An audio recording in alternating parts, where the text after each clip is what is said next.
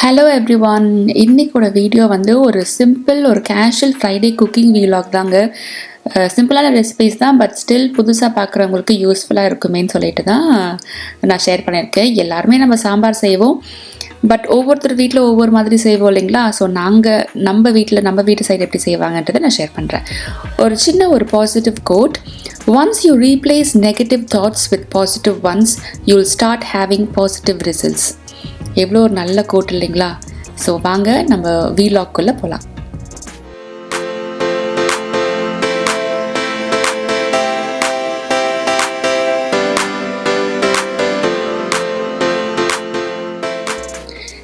So first இன்றைக்கோட menu என்னன்னு சொல்லிடுறேங்க. அரைச்சி விட்ட சாம்பார், உருளைக்கிழங்கு தவா ஃப்ரை, அவரக்காய் தேங்காய் பூ போட்டு ஒரு பொரியல், அப்புறம் ரசம், தயிர் சாதத்துக்கு சுண்டக்காய் வத்தல் வந்து வறுத்து வைக்க போகிறேன்.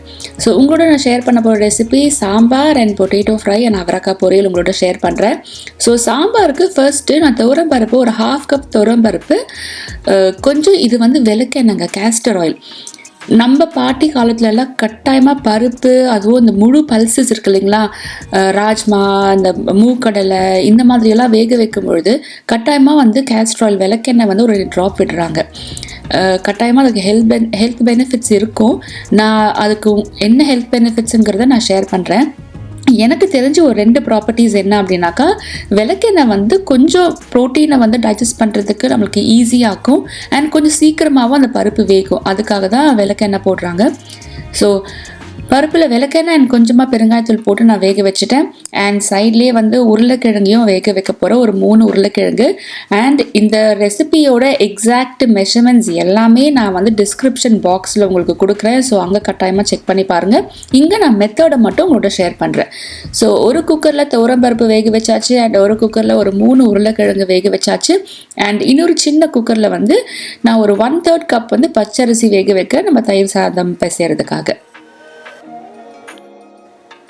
ஸோ இது எல்லாம் வேகிறதுக்குள்ளே நம்ம வந்து அவரக்காய் வந்து கட் பண்ணிக்கலாங்க. இந்த அவரக்காய் வந்து நான் வந்து லண்டனில் எங்களுக்கு வந்து ரன்னர் பீன்ஸ் அப்படின்னு ஒரு காய் கிடைக்குங்க.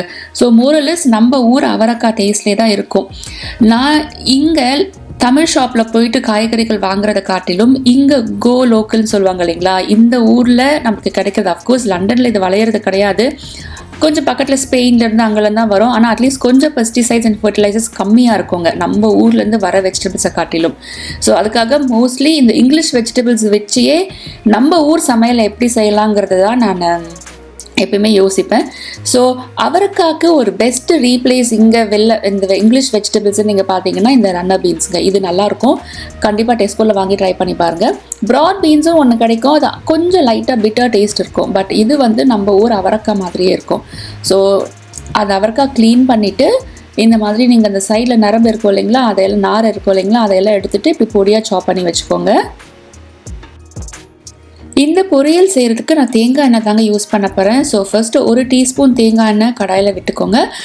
அண்ட் ரொம்ப சிம்பிள் ரெசிபி. ஒரு கடுகு அண்ட் கருவேப்பிலை தாளிச்சிட்டு, பூண்டு இருக்கு இல்லைங்களா, நான் வந்து பூண்டு நீங்கள் முன்னாடி வீலாக் பார்த்துருந்தீங்கன்னா தெரிஞ்சிருக்கோம். நான் இந்தியாவுக்கு வந்திருந்த ஹாலிடேக்கு நிறைய இந்தியாவிலேருந்து கொண்டு வந்திருந்தேன். அங்கே நம்ம ஊர்லேருந்து நான் நம்ம ஊரோட நாட்டு பூண்டு வந்து கொண்டு வந்திருந்தேங்க. அதெல்லாம் இந்த மாதிரி தோல் எடுத்துட்டு நான் ஃப்ரீஸ் பண்ணி வச்சுக்கிட்டேன். ஸோ அந்த பூண்டு தான் யூஸ் பண்ண போகிறோம். ஸோ நம்ம ஊர் இந்த குட்டி குட்டி பூண்டு யூஸ் பண்ணுங்கள், இந்த பொரியலுக்கு செம்ம டேஸ்ட்டாக இருக்குங்க. ஸோ தேங்காய் எண்ணெய் விட்டு தேங்காய் எண்ணெய் காஞ்ச உடனே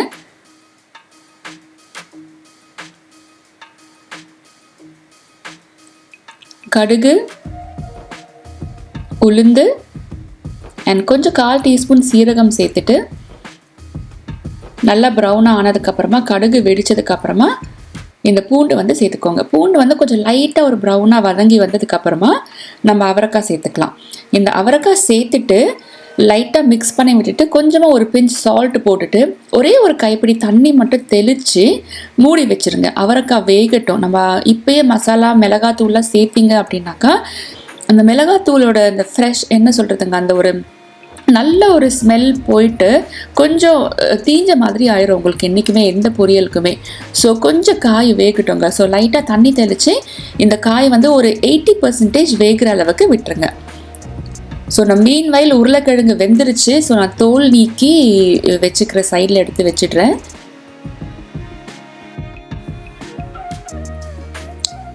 ஸோ இப்போ அவரைக்காய் வெந்துருச்சுங்க ஒரு 80%. நான் இப்போ கொஞ்சமாக கருவேப்பிலை அண்ட் லைட்டாக ஒரு 1/4 டீஸ்பூன் மஞ்சப்பொடி அண்ட் ஒரு 1/2 டீஸ்பூன் மிளகாத்தூள் மட்டும் சேர்த்து நல்லா மிக்ஸ் பண்ணி விட்டுக்கோங்க. ஒரு 2 to 3 minutes நீங்கள் அதை குக் ஆனால் போதும். அந்த ஒரு 100% நம்ம அவரைக்காய் வேகிற வரைக்கும்.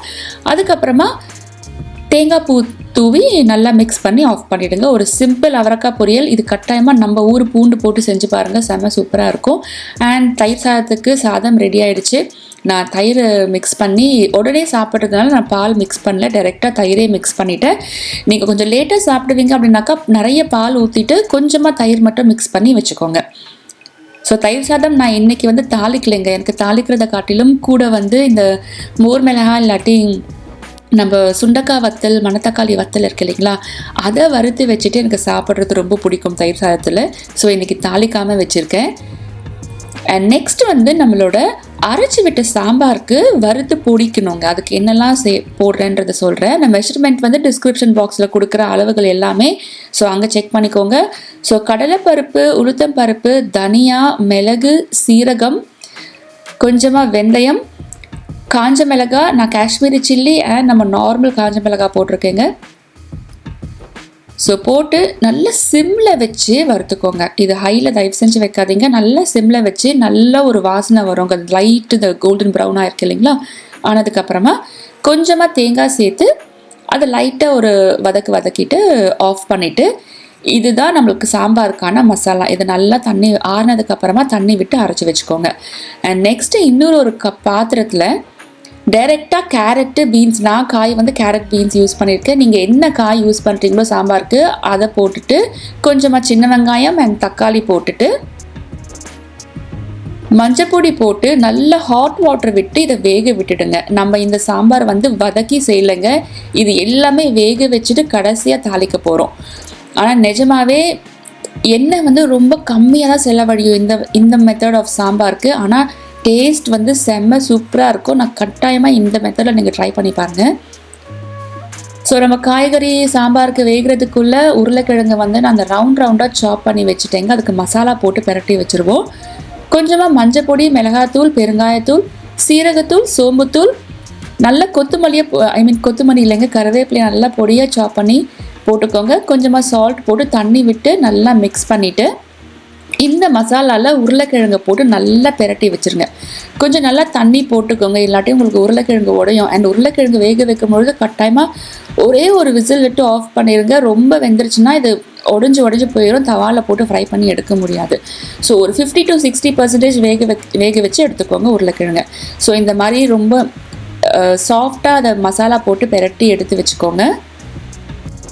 நம்ம சாம்பாருக்கு நம்ம கேரட் பீன்ஸ் எல்லாம் நல்லா வெந்துருச்சுங்க. ஸோ நம்ம வறுத்து வச்சிடும் இல்லைங்களா மசாலா, அதெல்லாம் அரைச்சி அந்த விழுதை ஆட் பண்ணிக்கோங்க. இப்போ தேவையான அளவுக்கு தண்ணி கொஞ்சமாக ஆட் பண்ணுங்கள். ஏன்னா நம்ம புளி தண்ணி விட போகிறோம், அதுக்கப்புறமா பருப்பெல்லாம் விட போகிறோம். ஸோ கொஞ்சமாக தண்ணி விட்டு லைட்டாக ஒரு கொதி விடுங்க. இந்த ஸ்டேஜில் நீங்கள் புளி ஆட் பண்ணிடலாம். நான் புளி பேஸ்ட் ஆட் பண்ணியிருக்கேன். நீங்கள் புளி ஒரு சின்ன நெல்லிக்காய் அளவுக்கு கரைச்சி அந்த புளி விட்டுக்கோங்க, உங்களோட புளிப்புக்கு தகுந்த மாதிரி. அண்ட் சாம்பாருக்கு தேவையான அளவுக்கு உப்பு ஆட் பண்ணிவிட்டு கட்டாயமாக இந்த ரெசிபிக்கு சாம்பாருக்கு ஒரு சின்ன கட்டி வெல்லம் ஆட் பண்ணுங்கள்.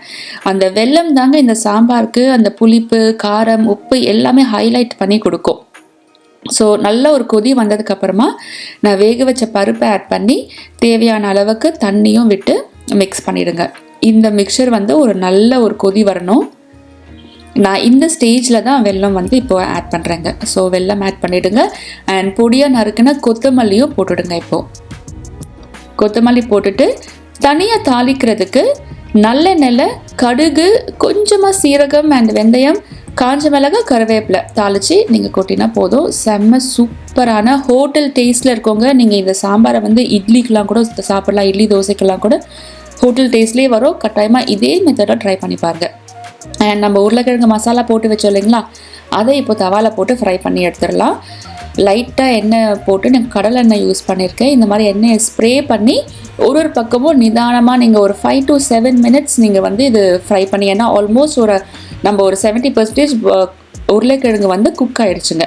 ஸோ மிச்சம் ஒரு 30%க்கு கருக்கிடாமல் எனக்கா நீங்கள் கொஞ்சம் மீடியம் ஃப்ளேம்லேயே வச்சு நிதானமாக ஃப்ரை பண்ணி எடுத்திங்கன்னா அந்த மிளகாத்தூள் வந்து கருகின ஸ்மெல் இல்லாமல் நல்லா ஒரு டேஸ்டான ஒரு உருளைக்கிழங்கு ஃப்ரை வந்து தவா ரோஸ்ட் வந்து ரெடி. ஸோ ஆல்மோஸ்ட் சமையல் எல்லாமே ரெடிங்க. இப்போ நான் நம்ம சுண்டக்காய் வத்தல் மட்டும் வறுக்க போகிறேன் அண்டு மிளகு ஹப்பளமும் பொரிக்க போகிறேன். இந்த சுண்டக்காய் வத்தல் நம்ம ஊரில் ஃப்ரெஷ்ஷாக கிடைக்கும் பொழுது, ஃப்ரெஷ் சுண்டக்காய் கிடைக்கும் பொழுது கட்டாயமாக வாங்கி சமைச்சு சாப்பிடுங்க. ஏன்னா நம்ம வயிற்றில் வந்து நமக்கு வந்து ப்ரோபயோட்டிக் அண்ட் ப்ரீபயோட்டிக் வேணும். ப்ரீபயோட்டிக் ஃபைபர் வந்து இந்த சுண்டைக்காயில் மட்டும்தான் நம்மளுக்கு இருக்குங்களாம். ஸோ இது வந்து கட்டு ஹெல்த்துக்கு வந்து ரொம்ப ரொம்ப நல்லதுங்க, சுண்டைக்காவும் மணத்தக்காளியும். எனக்கு தயிர் சாதத்துக்கு ஊறுகாவை காட்டிலும் சுண்டைக்காய் வத்தல் அண்ட் மணத்தக்காளி வத்தல் ரொம்ப பிடிக்குங்க வச்சு சாப்பிட்றதுக்கு. ஸோ நம்மளுடைய ஒரு தாலி மீல் வந்து ஃப்ரைடே லஞ்ச் மெனு ரெடி ஆகிடுச்சு. நல்லா அரைச்சி விட்ட சாம்பார், உருளைக்கிழங்கு தவா ரோஸ்ட் அண்ட் மிளகு அப்பளம், ரசம், தயிர் சாதம், சுண்டைக்காய் வத்தல், அவரக்காய் தேங்காய் பூ போட்ட பொரியல் அண்ட் சுட சுட சாதம். ஸோ இதே மாதிரி நீங்களும் ட்ரை பண்ணி பார்த்துட்டு எப்படி இருந்துச்சுன்னு கட்டாயமாக கமெண்ட்ஸில் சொல்லுங்கள். நான் உங்களை இன்னொரு இன்ட்ரெஸ்டிங் வீலாகில் மீட் பண்ணுறேன். Until then, take care and bye-bye.